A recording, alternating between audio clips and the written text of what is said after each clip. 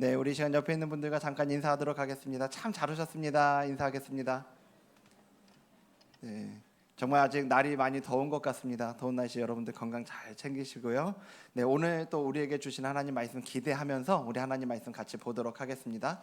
오늘 우리에게 주신 하나님 말씀은 요한계시록 2장 12절에서 17절에 있는 말씀입니다.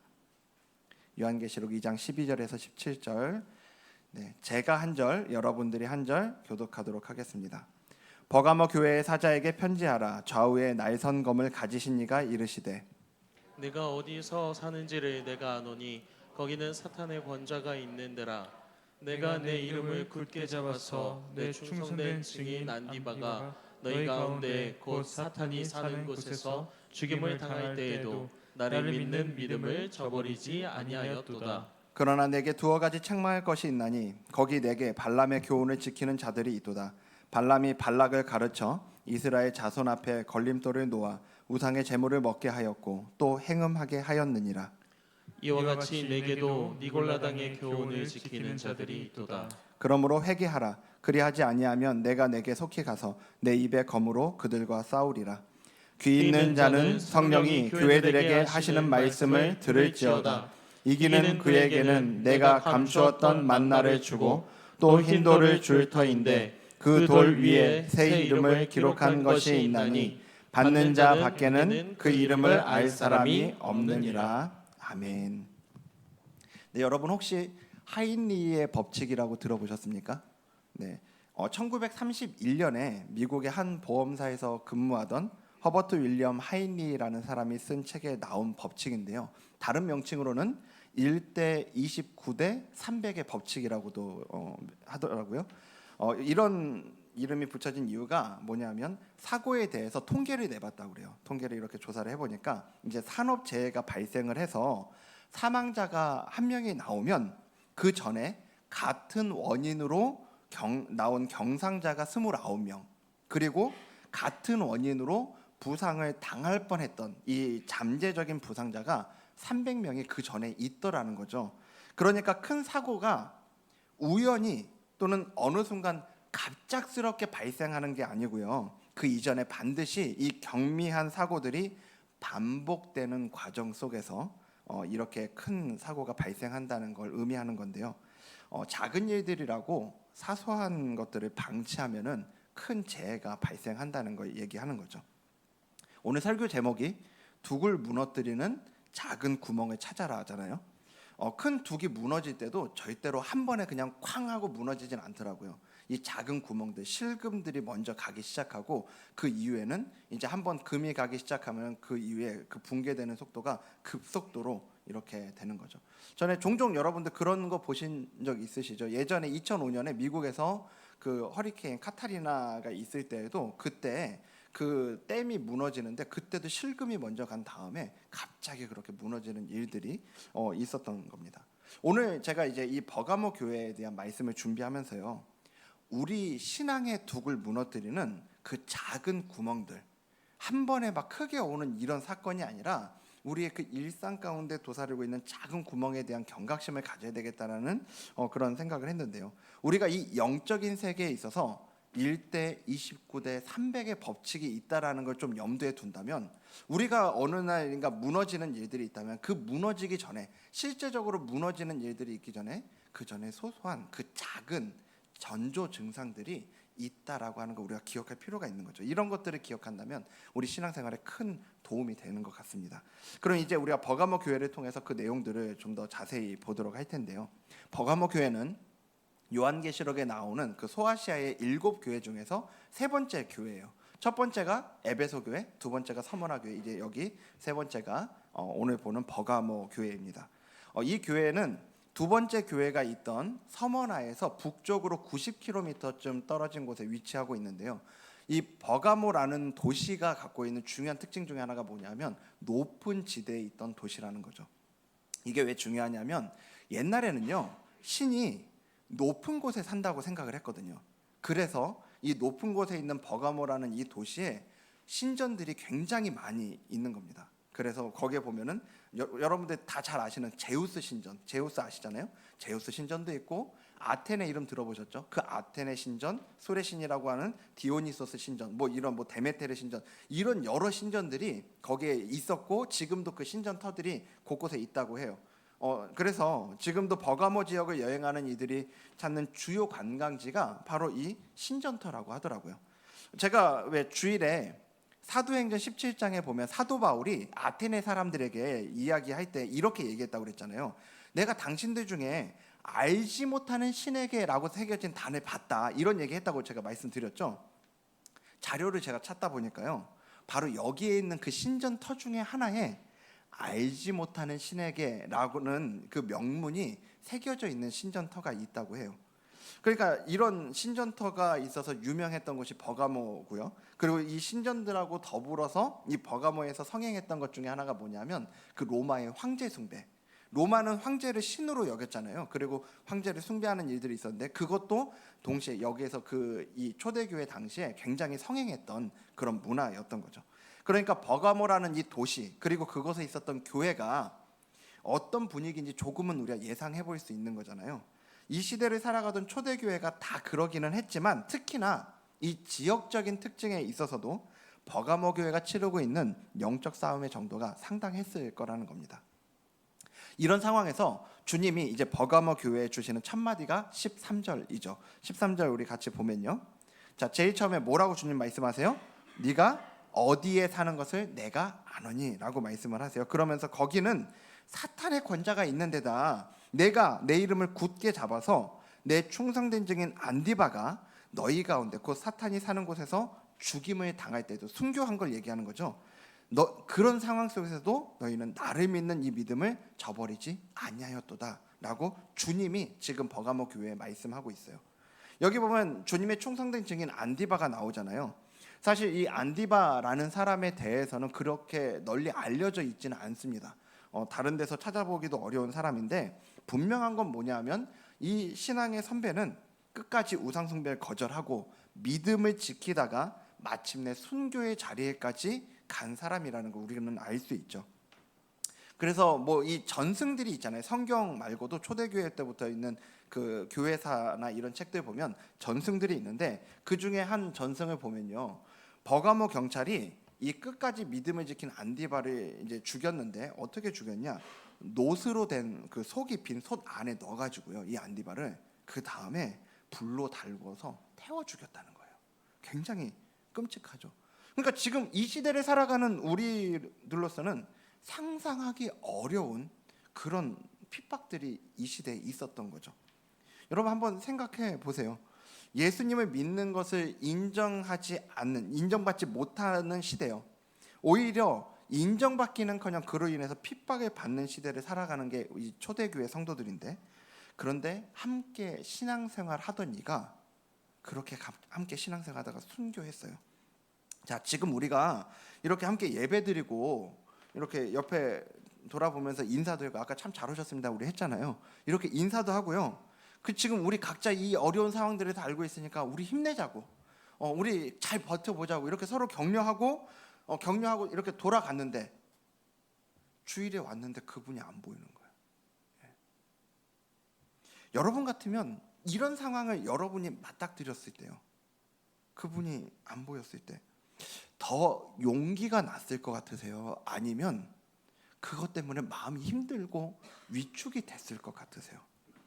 인간적으로 생각해 보자면 너무 슬프고 마음이 위축되는 상황 아니었겠냐고요.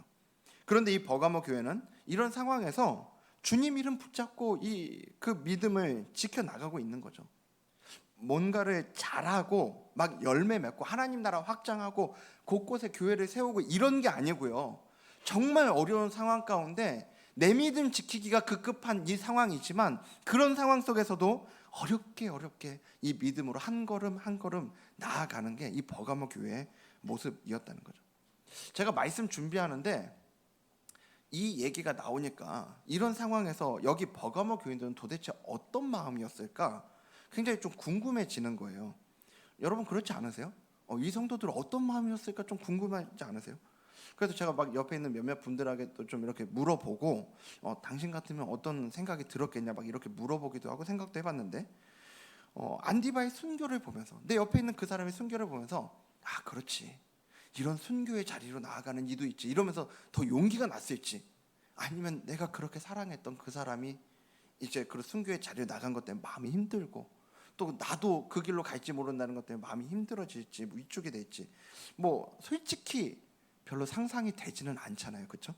그러다 제가 한 글을 봤거든요. 저하고 비슷한 고민을 한 분이 계시더라고요. 인도의 선교사로 계셨던 이스테니 존슨이라는 분인데요. 이분은 1884년부터 1973년까지 성공적으로 일하신 대표적인 선교사라고 그래요. 이분이 어느 날 이 초대교회 교인들이 어떻게 살았는가에 대해서 묵상하던 중에 이런 글을 발견했다고 그래요. 초대교회 교인들은 박해가 다가오고 있을 때, 저거 아직 아닙니다. 네, 아직 아니에요. 네. 초대교회 교인들은 박해가 다가오고 있을 때, 이제 죽음이 앞두고 있는 거죠. 이것을 알고 저들은 서로 말하기를 뭐라고 말했냐면, 자, 은혜의 시간이 돌아오고 있습니다. 이렇게 생각하고 하나님 앞에 모여서 감사의 기도를 올렸다는 거예요. 초대교회 성도들은요. 그런 기록들을 이제 읽으면서 이 존슨 선교사님이 자기 일기장에 기록한 글이 방금 전에 나오다만 그 글인데, 한번 보여주시면요, 제가 읽어드릴게요. 초대교회 교인들은 폐허를 보지 않고 그 폐허 속에서 재건하시는 하나님을 보았고, 죄악이 팽배해가는 세상을 보지 않고 그 흑암 속에서 활동하시는 하나님을 보았다. 그들은 어두움 속에서 이미 아침을 보고 있었다. 네. 오늘 버가모 교회 교인들의, 이 성도들의 신앙이 바로 이런 신앙이었던 겁니다. 예수님을 믿는다는 게 정말 좁은 길이고 고난의 길이었지만, 그런 길을 포기하지 않고 정말 믿음으로 한 걸음 한 걸음 걸어간 거죠. 그리고 주님이 그런 그들을 알아주고 계시는 거예요. 13절 처음에 보면 내가 어디에 사는 것을 내가 아노니 라고 말씀하고 있잖아요. 주님이 아신다는 거예요. 어디에 사는 것을 내가 안다는 말씀이 뭐 주소 같은 거 안다는 이런 얘기 아닌 거 아시겠잖아요, 그렇죠? 어떤 상황 속에 있는지를 아신다고요. 어떤 상황 속에서 지금 그 믿음을 지키기 위해 씨름하면서 어떻게 해서든 주님을 붙잡고 있다라고 하는 걸 주님이 알고 계신다라는 말씀이 그 말씀이에요. 이 자리에도 그런 분들 계실 겁니다. 이 신앙생활 한다는 게 정말 녹록지 않은 그런 분들, 지금 믿음을 지켜나간다는 게 정말 이렇게 남들이 막 격려하고 잘하고 있어 인정해주고 이런 게 아니라, 그것 때문에 뭐 직장에서도 가정에서도 오히려 그것 때문에 막 어려움이 있고, 심지어는 막 조롱당하고, 너 예수 믿는다며 막 조롱당하고, 그런 상황 속에서도 이 믿음 하나 붙잡고 그 신앙의 길을 꾸역꾸역 가고 있는 분들이요. 그런 분들 계시다면 오늘 주님이 버가모 교회에 주시는 이 위로의 메시지가 바로 여러분을 위한 것임을 믿으시길 바랍니다. 그런데요, 오늘 이런 대단한 믿음을 가지고 있는 버가모 교회에도 주님이 책망하시거든요. 14절에 보면요. 자, 14절에 보면, 여긴 전체 같이 읽어볼까요? 시작. 그러나 내게 두어 가지 책망할 것이 있나니 거기 내게 발람의 교훈을 지키는 자들이 있도다. 발람이 발락을 가르쳐 이스라엘 자손 앞에 걸림돌을 놓아 우상의 제물을 먹게 하였고 또 행음하게 하였느니라. 아멘. 거기 내게 어떤 자들이 있었다고요? 발람의 교훈을 지키는 자들이요. 발람의 교훈을 지키는 자들, 어떤 자들이냐? 여기 발람이라는 사람은 어떤 사람인지 많이 아실 겁니다. 이스라엘 백성들이 출애굽할 때에 살았던 선지자인데, 그는 선지자는 맞아요. 선지자는 선지자인데 하나님보다 재물을 더 많이 사랑했던 선지자였어요. 그 모압에 발락이라는, 저기 나오는 그 발락이라는 왕이 있었습니다. 발람, 발락 되게 이름 비슷하잖아요. 근데 그 발락이라는 왕이 있었는데, 그 왕이 무수한 재물을 준다고 이렇게 제시하면서 이스라엘을 저주해달라는 요청을 이 발람 선지자에게 해요. 근데 이 발람 선지자가 그 요청을 수락하려고 하는데요, 당연히 하나님이 그걸 허락하시지 않죠. 그리고 그 저주하는 자리, 저주하기 위해서 올라간 그 자리를 오히려 축복으로 가득한 자리, 이스라엘을 향한 축복으로 가득한 자리로 바꾸어 놓으세요. 그때 이제 직접 저주를 하지 못하니까, 저주를 하나님이 직접 이렇게 막으시니까 이 발람 선지자가 꾀를 냅니다. 그러면서 발락에게 그 방법을 알려주는데 그게 뭐냐면 이스라엘을 타락시키는 거예요. 저주하고 이런 게 아니라 외부에서 공격하는 게 아니라 그들 스스로 타락하게 만드는 거예요. 그래서 하나님이 직접 그들을 치시도록, 그게 발람이 낸 꾀였어요. 그래서 그 꾀대로 발락 왕은 모압의 여인들, 이쁘장한 여인들이었겠죠, 모아가지고 그들을 시켜서 이스라엘 남자들을 유혹하는 겁니다. 그래서 자기들의 신에게 제사하면서 우상 숭배하는 거죠. 그러면서 음행에 빠지도록 만들어요. 결국 그렇게 음행과 우상 숭배에 빠진 이스라엘은 하나님의 무서운 징계를 받죠. 그래서 무수히 많은 이들이 그때 죽어요. 이게 근데 몇천 년 전에 그 이스라엘 백성들이 그렇게 애굽에서 나올 때 그 몇천 년 전의 이야기가 아니라 오늘 버가모 교회 안에서 버젓이 이루어지고 있는 일이었다라고 하는 게 중요한 거죠. 그래서 2장 15절에 보면요, 앞에 이와 같이 그 발람 선지자가 그런 일들을 했던 것처럼 이와 같이 내게도 어떤 이들이 있다고요? 니골라당의 교훈을 지키는 자들이 있다. 여기 많은 성경학자들이 여기 니골라당을 영지주의자였을 거라고 이렇게 보거든요. 그들이 발람의 교훈을 따랐던 것과 같은 행태를 이렇게 보이는 이들이 바로 이 니골라당인 건데, 영지주의자들의 중요한 특징이 뭐냐면요, 영혼하고 육신을 완전히 구분해서 생각을 합니다. 그래서 영혼은 이제 믿음으로 구원을 받더라도 육신은 아무 상관이 없는 거예요. 그래서 육신으로는 무슨 짓이든지 다 해도 되는 거죠. 그래도 자기가 구원 받는데 전혀 지장이 없어요. 이 영혼만 구원을 받는다면. 그렇게 구분해서 생각하는 이들이 영지주의자들이었고, 그래서 그들은 믿음을 갖고 있다 하면서도, 그 복음 안에 있다 하면서도 그런 음행과 타락한 짓들을 하는데 전혀 거리낌이 없던 이들인 거죠. 처음에 여기 버가모에 얼마나 많은 신전들이 있었는지 말씀드렸잖아요. 얼마나 그 우상숭배의 축제들이 일상적으로 벌어졌겠어요. 오늘은 제우스 신전에서 막 축제가 벌어지고, 일주일 있다가는 아테네 신전, 또 그 다음에는 디오니소스 신전, 그 다음에 데메테르 신전, 막 이렇게 계속 벌어지는 거예요. 그리고 이 고대의 그 우상숭배 축제들, 그들이 벌이는 그 축제들의 보편적인 모습이 뭐냐면 그 축제 음식을 먹고요, 그러면서 음란한 일들을 벌이는 게 바로 그 축제인 거예요. 그 당시에 이 버가모라는 도시에서요, 그런 일들에 동참하는 건 남들이 다 그러고 살잖아요. 그러니까 그 일에 동참하는 건 특별하게 악한 일, 나쁜 일이 아니었던 거예요. 그러니까 이 버가모라는 도시에서 살아가려면 그쯤은 해줘야 남들하고 크게 이질감 느끼지 않으면서 살아가는 그런 모습이 이 우상숭배와 그런 그 축제에 동참하는 그런 일들이었다고요. 물론 버가모 교회 모든 성도들이 다 그런 일에 빠져 있는 건 아니었어요. 하지만 분명한 건 주님이 말씀하시는 것처럼 그런 일들에 동참하고 있는 이들이 있다는 거죠. 박해라는 그 큰 어려움에 대해서는, 박해, 핍박, 죽음, 고난, 이런 거에 대해서는 그 믿음을 잘 지켜냈는데, 그들의 삶에 슬그머니 발을 들이미는 이 유혹에 대해서는 단호하지 못했던 거예요. 마귀가 교회와 우리 신자들을 무너뜨리기 위해 핍박과 고난이라는 무기만 사용하는 것이 아니라는 거죠. 오히려 그리 크게 보이지 않는 유혹들이 더 무서운 무기라는 걸 우리는 반드시 기억해야 한다고요. 이런 유혹은 보통 남들도 다 그 정도는 하고 산다, 이런 친근한 이미지로 우리에게 다가와요. 유혹한다고 왔는데 막 이런 굉장히 무서운 이미지로 우리에게 오지 않아요. 핍박과 고난 앞에서는 자, 은혜의 시간이 돌아왔습니다, 그렇게 담대하게 말할 수 있었던 초대교회 이 성도들도요, 다른 사람도 다 그 정도는 하고 살아, 그렇게 친근한 척 다가오는 이 유혹에는 넘어간 이들이 있었다라고 하는 걸 우리가 기억해야 되는 거죠. 우리 신앙의 둑을 무너뜨리는 그 작은 구멍들이요, 그렇게 크게 보이지, 치명적으로 보이지 않는 작은 구멍들, 그것을 우리는 잘 찾아봐야 한다는 겁니다.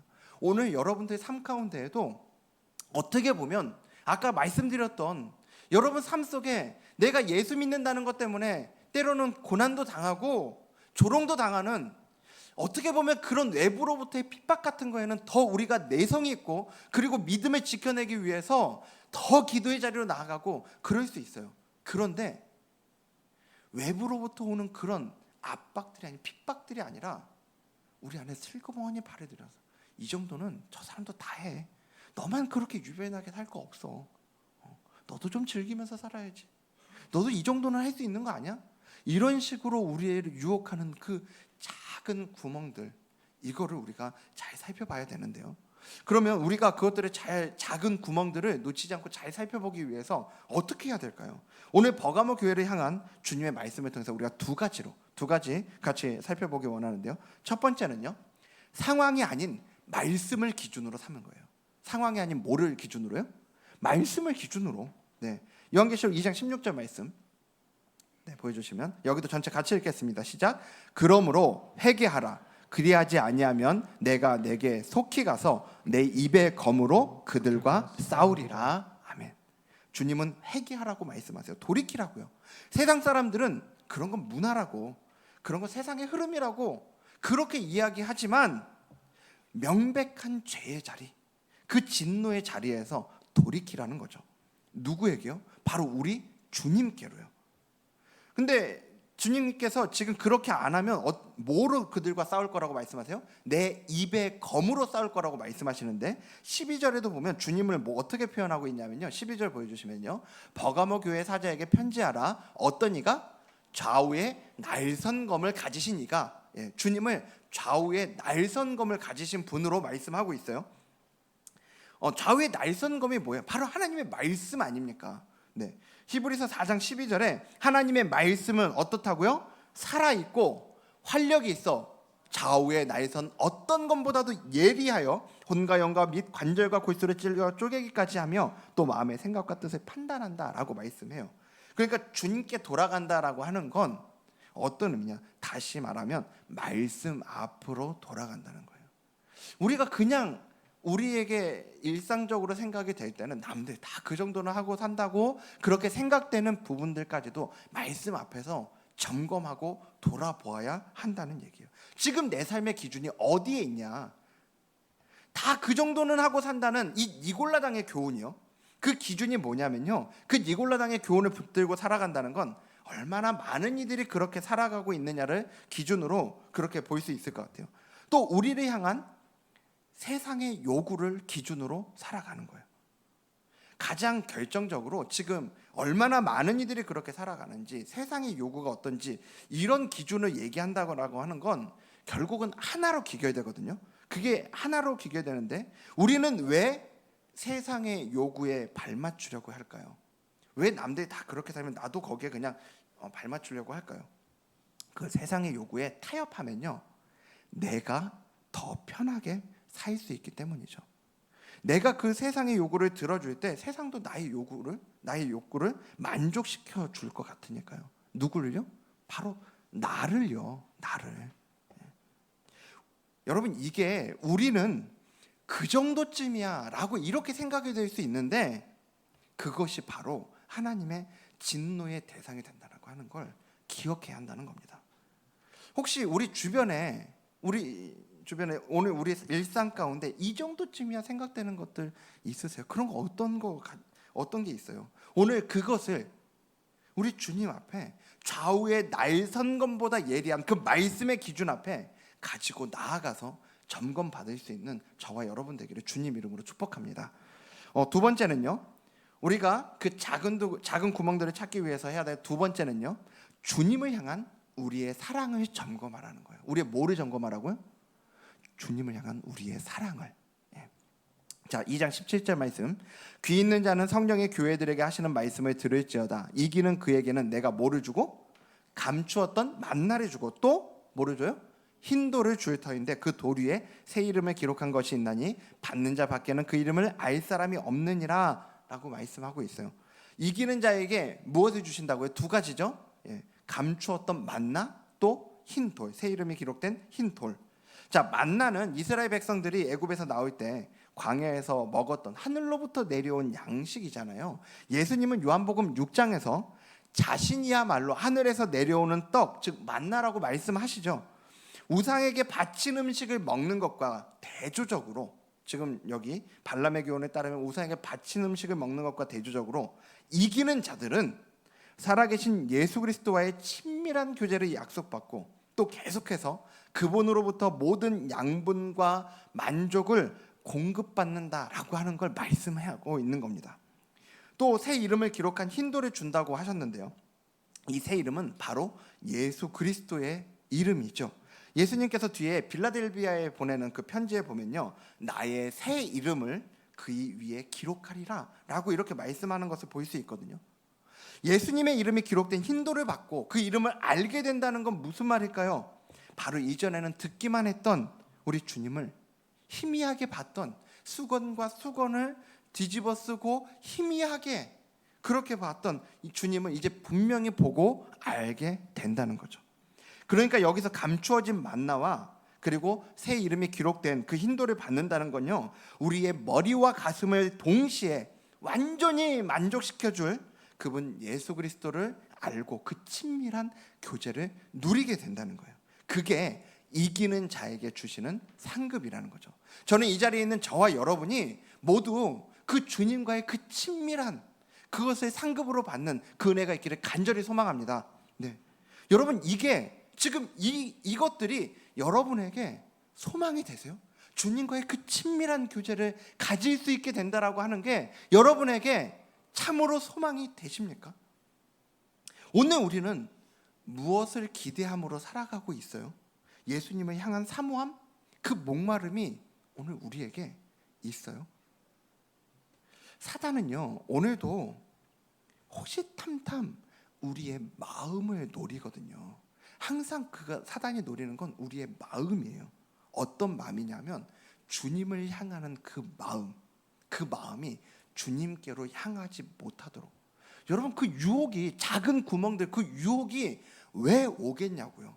유혹을 통해서 오늘 우리가 그 즉각적인 만족들을 누리게 하고 거기에 집중하게 만들어서 장차 감추어진 만나와 그 흰 돌을 통해서 우리에게 주어지는 그 주님과의 친밀함을 바라보질 못하게 만드는 거죠. 그런 게 별로 기대가 되지 않게 만든다는 거예요. 우리 안에 오늘 그 작은 구멍들로 자꾸만 주님 향한 마음들이 그 구멍들로 빠져나가서 주님을 향한 목마름, 그 갈급함들이 사그러지고 있지는 않아요? 이 정도쯤이야 하는 그 마음들, 여기에 조금 저기에 조금 그렇게 주님 향한 마음을 빼앗아 가는 거예요. 오늘 그 주님을 향한 우리의 사랑을 점검하고 다시 한번 그 사랑의 고백으로 주님 앞에 나아가는 저와 여러분들에게 주님 이름으로 축복합니다. 말씀을 마치겠습니다.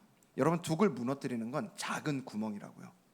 오늘 주님을 향한 우리의 마음을 빼앗아 가는 건 어떤 대단한 박해나 핍박이 아니에요. 오히려 특히나 이 시대를 살아가는 우리에게는 더더욱 그럴 겁니다. 오히려 우리 일상의 작은 유혹들. 제가 말씀 준비하면서 저 자신을 더 좀 돌아보게 되는데요, 저도 사역하지만 저 자신을 지키기 위해 늘 경계해야 되는 거예요.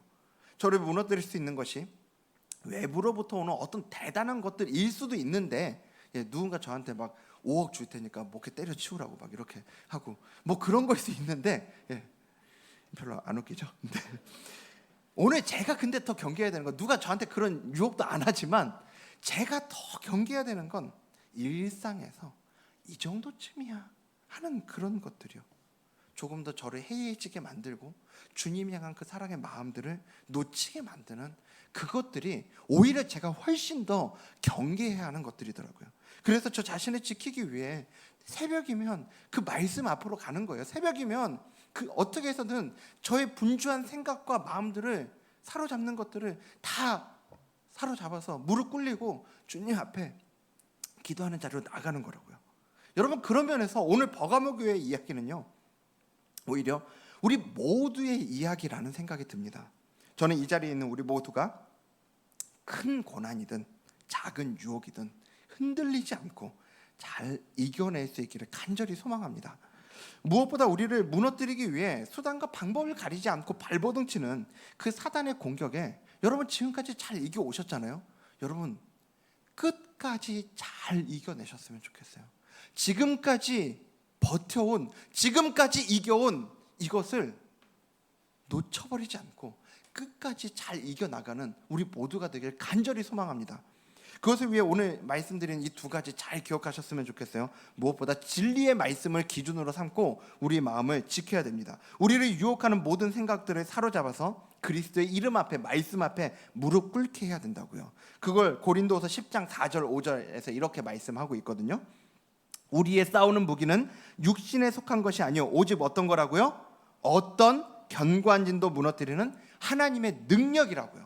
모든 이론을 무너뜨리며 하나님 하는 것을 대적하여 높아지는 것을 다 무너뜨리고, 읽겠습니다. 모든 생각을 사로잡아 그리스도에게 복종하게 하니. 그렇게 주님 앞에, 그 말씀 앞에 우리의 생각들을, 유혹들을 사로잡아서 일단 그 앞에 가지고 가셔야 된다고요. 또 성령께서 부어주시는 주님을 향한 사랑으로 날마다 우린 충만해져야 합니다. 주님 외에 다른 곳에서 만족을 찾으려는 모든 시도를 그쳐야 되는 거죠. 받는 자밖에는 모를 그 이름, 그 이름으로 인해 주실 만족의 비밀을 누리는 저와 여러분 되길 소망합니다. 그러니까 오늘 우리가 이기는 자인지를 알 수 있는 표지가 있다는 거예요. 그 표지가 뭐냐? 바로 주님과 그 친밀함을 누릴 천국 잔치를 향한 갈망이에요. 얼마나 우리에게는 그 천국 잔치를 향한 갈망함이 있는가? 상급으로 우리에게 주실 주님 자신을 향한 그 갈망이 우리 안에 있냐는 거예요. 지금 오늘 천국을 향한 갈망도, 우리의 모든 것 되시는 주님을 향한 사모함도 없는 이들이, 오늘 그게 없다고요. 오늘 그게 없는 이들이 죽고 나서 갑자기 그 갈망과 사모함이 생기겠냐고요. 그럴 수 없어요. 천국에서 주님을 기뻐할 사람은 바로 오늘 주님을 기뻐하고 사모하며 주님을 갈급해하는 사람임을 기억하시길 바랍니다. 오늘 우리 앞에 있는 니골라당의 교훈을 이길 힘은 여기에서 나오는 거죠. 바로 주님 향한 사랑이요. 오늘 그 주님을 향한 사랑을 고백하며 나아가는 저와 여러분 되기를 주님 이름으로 축복합니다. 오늘 말씀을 기억하면서 우리 함께 찬양하며 나아가기 원해요. 찬양의 가사가 그렇습니다. 주를 향한 나의 사랑을 주께 고백하게 하소서.